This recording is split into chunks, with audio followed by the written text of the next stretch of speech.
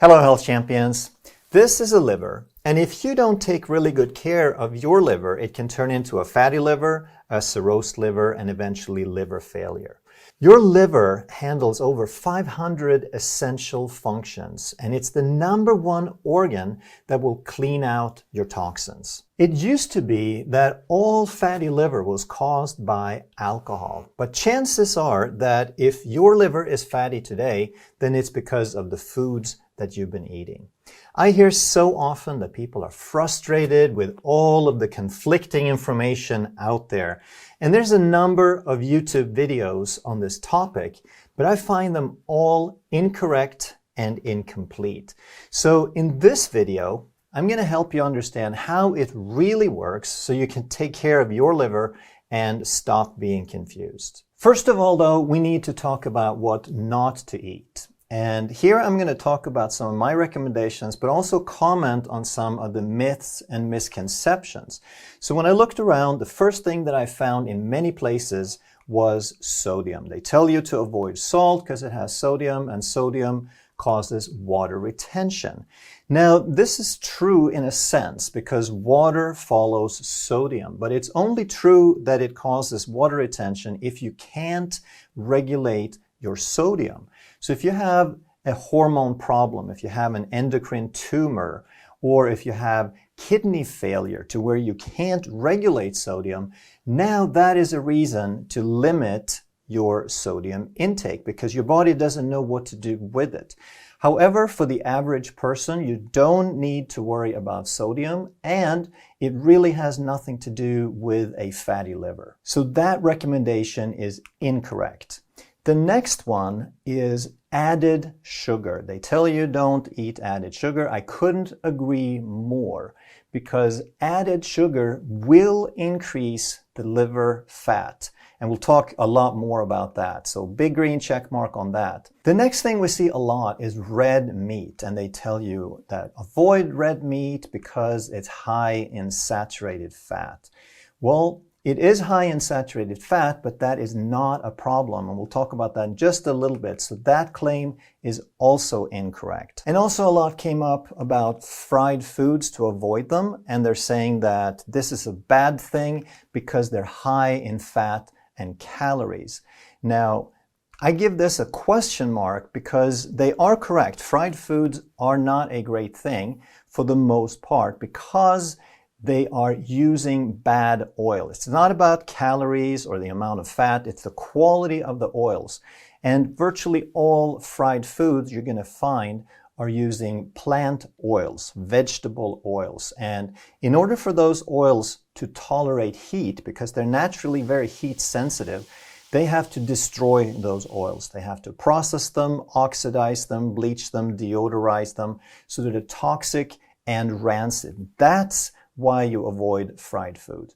If you wanted to have some fried food on occasion and you use a saturated fat like lard or coconut oil, then that would not be a problem. I want to address this confusion about you are what you eat, all right? That's not really how it works. And this is why people think that if you eat saturated fat, you're going to store saturated fat in the body. But if we take a look at a cow, and we say that the meat in the cow is the source of the saturated fat, then we know that the cow has a bunch of saturated fat in its body, in its meat and tissues.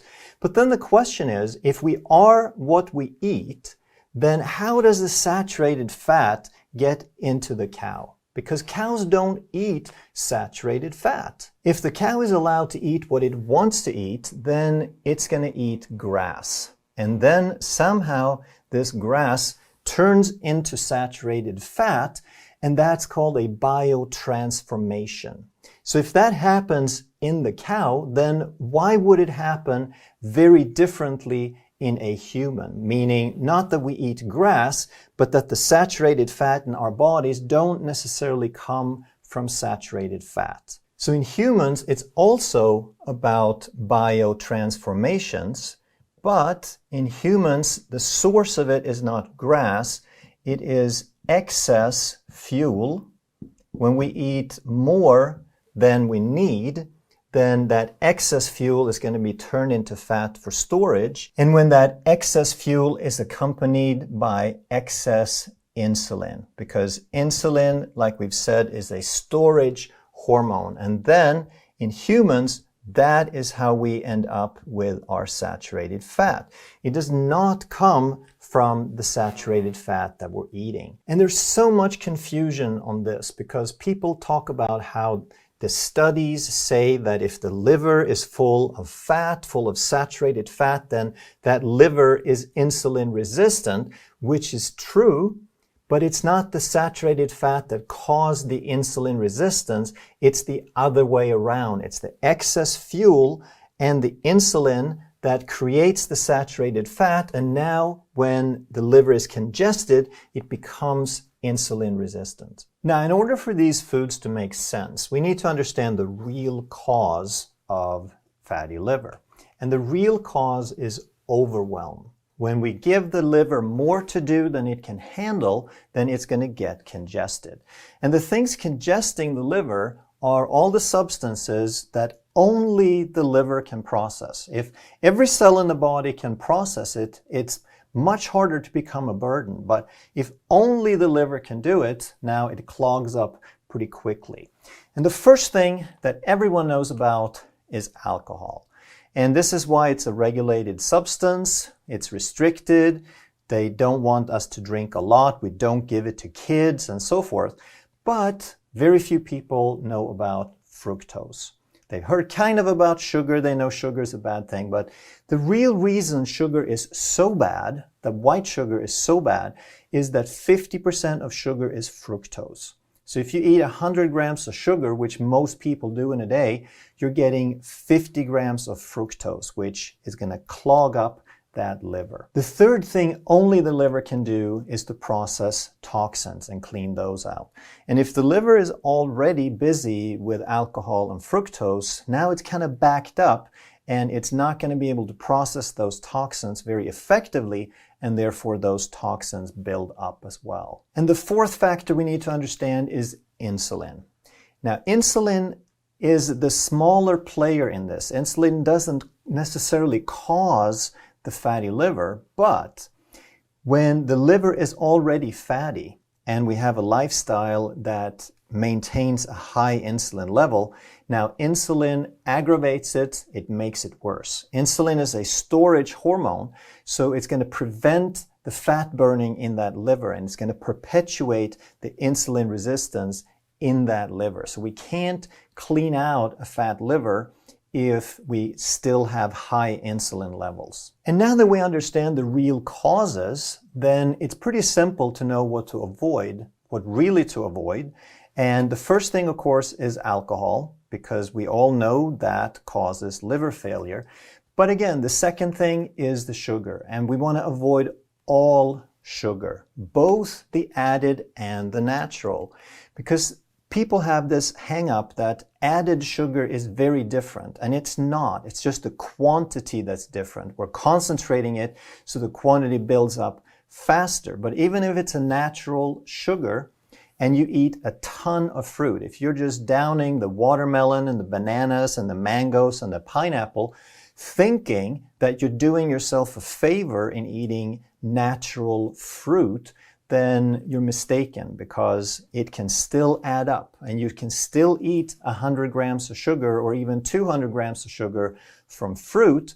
And then you have to realize that the fructose is the same. The liver doesn't care if it comes from natural or added sugar. It's still fructose that can only go through the liver. So a few berries, not a big deal, but don't think fruit is this saving grace that you're going to eat more and more. The next thing to avoid is starches, because starches are made up of glucose that becomes blood glucose that stimulates insulin. And like we said, without any sugar ever in your life, you can tolerate some starches and some insulin and some glucose. But once you have a fatty liver, or once you're heading that way, now your insulin is much too high and those starches are going to keep driving it up. And this is for both natural and processed.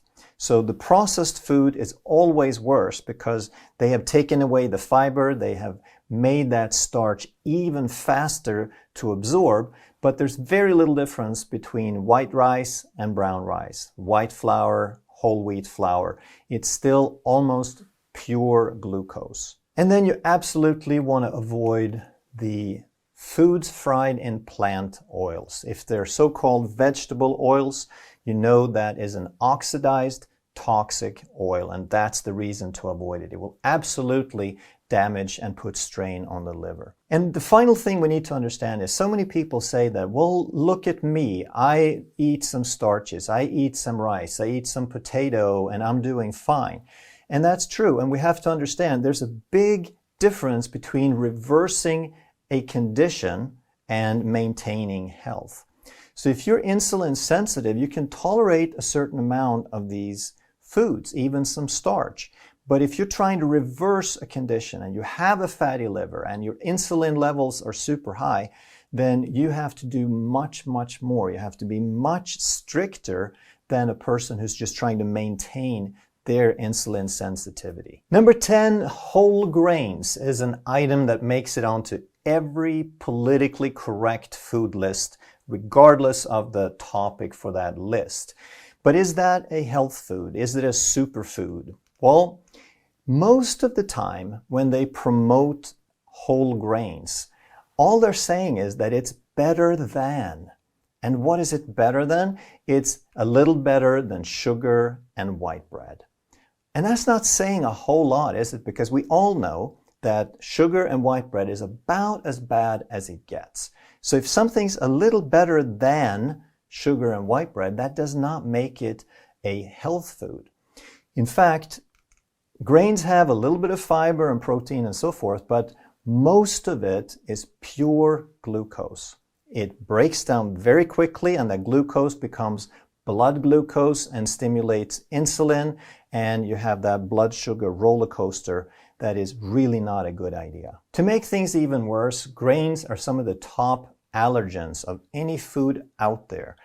There's so many people, the majority of people are sensitive to wheat. A lot of people are sensitive to gluten. Some people are sensitive to rice and oats and so forth, but it's very, very common. So because of this, we're going to give this food a big red X in general, but especially as far as reversing a fatty liver, whole grains are not going to help you. So I'm going to give this a little question mark still though, because if you don't have a fatty liver, if you're insulin sensitive and you tolerate grains well, then you can probably have some, right? Now, don't overdo it and don't think that modern wheat is a good food for anybody, but you may be able to have some.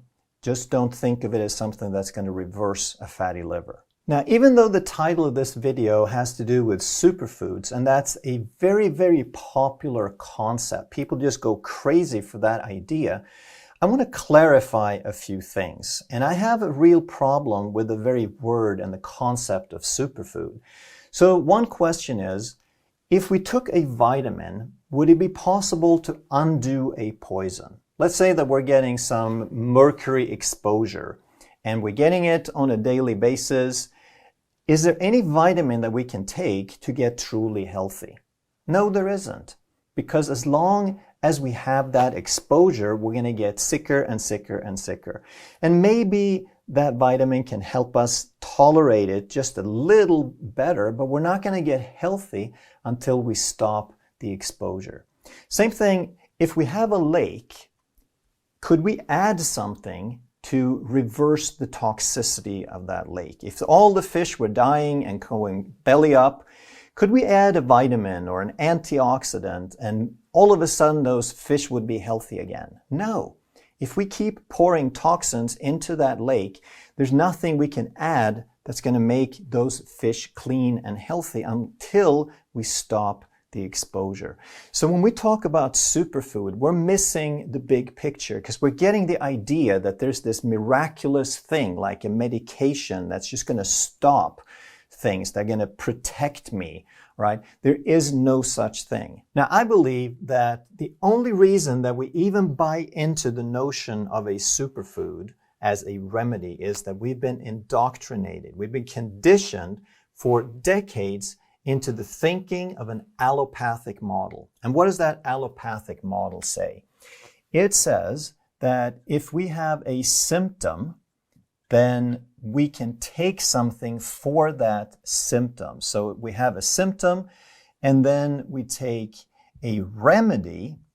Now that's going to have an effect. So because of that remedy, now we get relief, and we're made to believe that that's going to make everything okay. But if we understand that that symptom only happened because something isn't working, then we also understand that that remedy is not actually going to make anything work better, because that symptom came about because something is missing or something is interfering. And that remedy is not going to provide anything that's missing, and it's not going to remove anything that's interfering. It's just going to stop the symptom. It's going to block the signals. So now that we block the signal with the remedy, we get relief, but we also have the continued dysfunction because nothing really changed. We didn't make anything work better. So we have dysfunction and we have some damage, because when something isn't working, whatever damage is being created is going to be allowed to continue. And this is why there is no such thing as a superfood, because whatever is going on, if it's a symptom or a fatty liver, we can't just take a remedy and allow the damage to continue. We have to do something different. And this is where we get into the holistic model. And in the holistic model, instead of the symptom and the remedy, we do what's called handle the root cause. Okay? When we handle the root cause, we are addressing the real problem. So if there's something missing, we provide it. If there's something interfering, we help the body eliminate it. And in doing that, we still get the relief. We get the same result in that sense, but instead of continuing the damage, we have actually handled the root cause. So now we have improved function. The thing that's supposed to work is working again. So the symptom goes away, not because we blocked the signal, but because we handled the root cause. And that's why we want to think of food as good food, and there's bad food. There's good food that support, there's bad food that interfere, but there's really no such thing as a superfood. Number 9 is unsaturated fats. And this is another item that shows up on almost every list. We hear it all day long that saturated fat is bad, but unsaturated fat is good. That's not really true, all right? But we need to understand when it is and when it isn't. So the first type of unsaturated is called monounsaturated, or MUFA, monounsaturated fatty acids. And this we want to think of as a macronutrient. It's something that we eat enough of to give us substantial calories, right? And these can be things like olive oil, extra virgin olive oil, and we can also get it from meat. We hear all the time that meat is all saturated fat, when in fact, it's about half of the fat in meat is monounsaturated and about half is saturated. It's the same in humans. That's just the way that we store energy. We're about half of our fat is monounsaturated. So far, they get a big green check mark because monounsaturated fats are really good for us as long as they're minimally processed. Okay, that's why we talk about the extra virgin olive oil. That's the first pressing that is done as a cold pressing. They apply minimal heat, minimal pressure, so there's no damage to that oil. Now, the other type of unsaturated fatty acid is called a polyunsaturated fatty acid. And here's where the confusion sets in. So monounsaturated is relatively stable because it has one place on the molecule that's kind of bendy, that is unsaturated. Polyunsaturated means that there's more than one place, and now this molecule is really, really squiggly, and that also makes it very unstable. So what they do with these, they're very unstable, they're highly reactive. So in order to turn them into oil and to fry food and to have salad dressings and not have them taste terrible, they have to process them very, very harshly. And now these oils become toxic, oxidized, and highly inflammatory. So as long as you get your unsaturated fats from things like olive oil and meat, you're good. But when you fall prey to the common recommendation of using more vegetable oil instead of butter and saturated fat, now that's a huge mistake, because now you're turning this polyunsaturated into a macronutrient, and it is highly oxidized and highly inflammatory. So for that portion, we're going to give it a big red X. Number 8 is soybeans and other types of beans. And these also make it onto almost every politically correct list with phrases like "this may help with such and such," or "it's associated with," and so forth. And typically when they say that you should eat beans, and they say that it can help with things like blood sugar and insulin resistance, now we're back to the argument that they use with white bread, that they're saying that, beans are better than.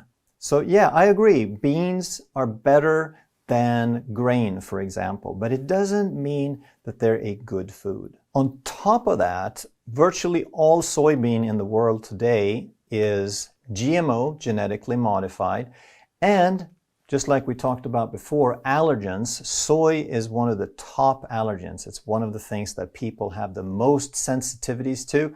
If you're sensitive to it, then it causes inflammatory reactions, and it is very counterproductive. So I'm going to give this a question mark and an X, because I don't recommend soy to anybody except you get something like organic tofu or miso or something. But if you are insulin sensitive and you want to have some lentils or some other types of beans and you tolerate them well, then that can be okay. But if you're insulin resistant with a fatty liver, then beans are not going to help you. Number 7 is oatmeal. It makes it onto a lot of lists, and we often hear phrases like fiber-rich foods like oatmeal. So they're kind of grouping things together and generalizing without really having any idea of why it would be good. If there's one piece of research that suggests that oatmeal might help with cholesterol in the blood because it's better than white bread, now oatmeal becomes a health food. So it's not the worst. It's one of the better grains if you have to have a grain, but it is still almost pure starch.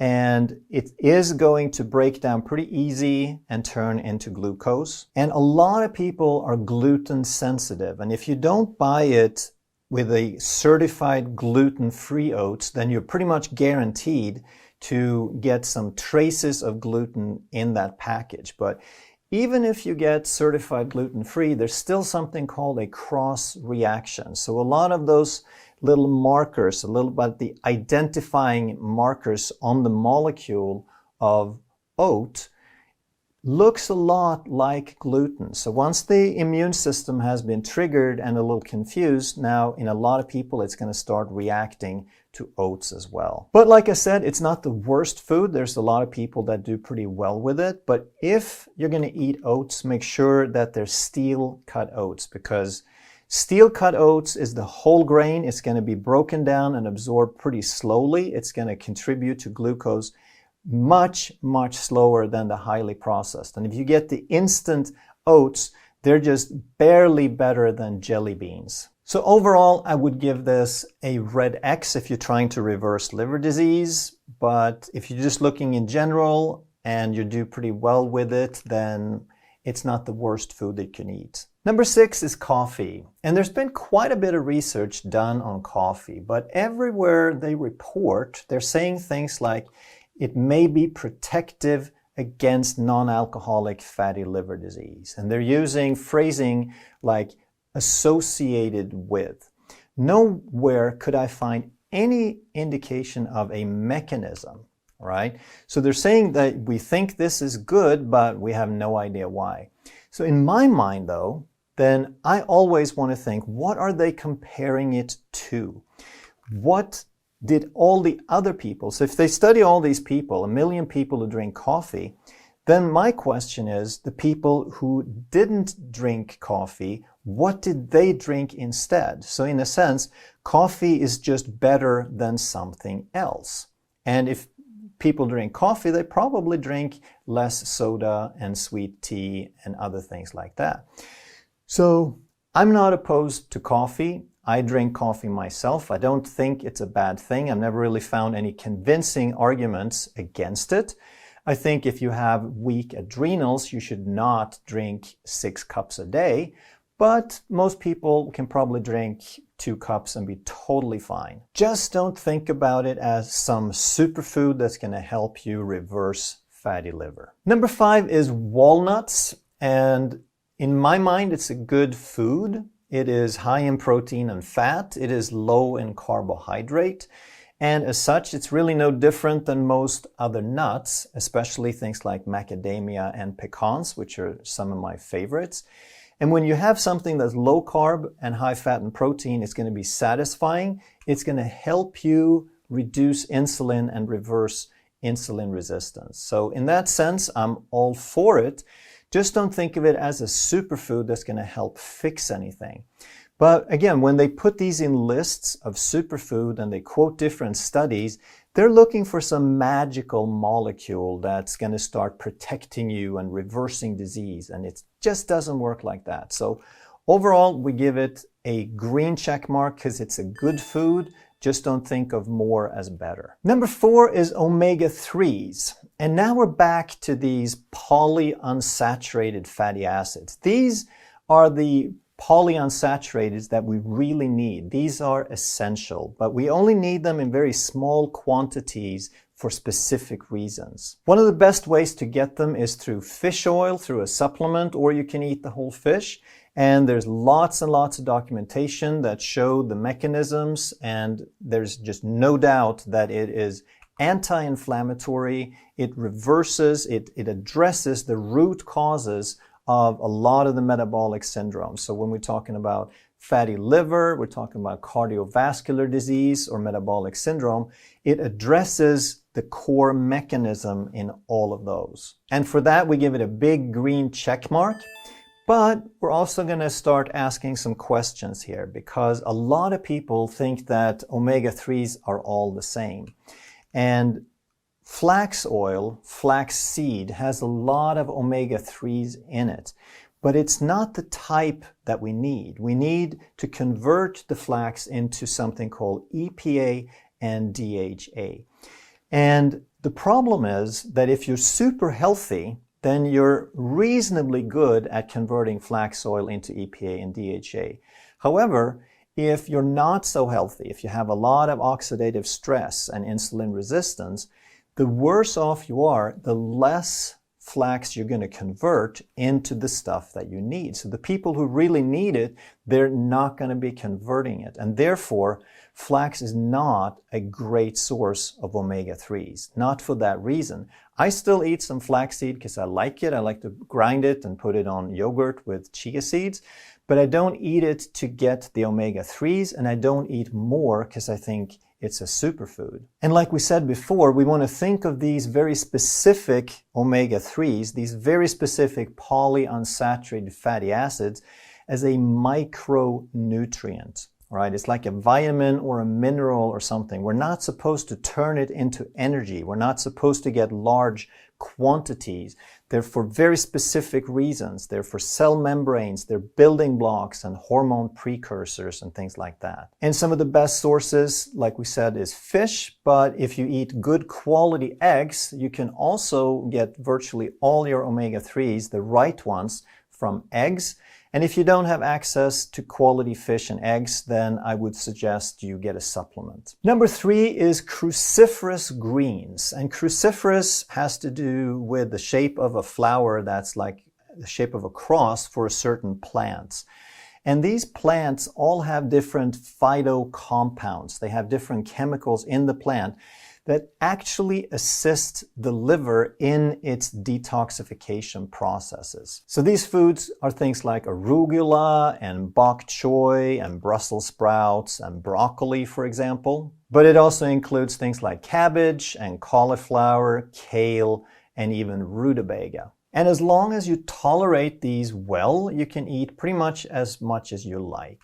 And the only one I would limit a little bit is the last one, the rutabaga, which is a root. So it has a little bit more starch, but it's very slowly processed. But if you're trying to reverse something, then go easy on the rutabaga and eat the others. But again, you can have sensitivity, so it's only good for you if you tolerate it. Number 2 on the list is meat. And here I might add, this is what I added to the list, right? I think this should absolutely be on the list. And I still wouldn't call it a superfood, but it's probably as close as we get with these last 2 items. And interestingly, these 2 last items, which are my top 2, did not show up on any other list. Why? Because we have this misconception and fear of saturated fat and cholesterol. So meat is a fantastic food.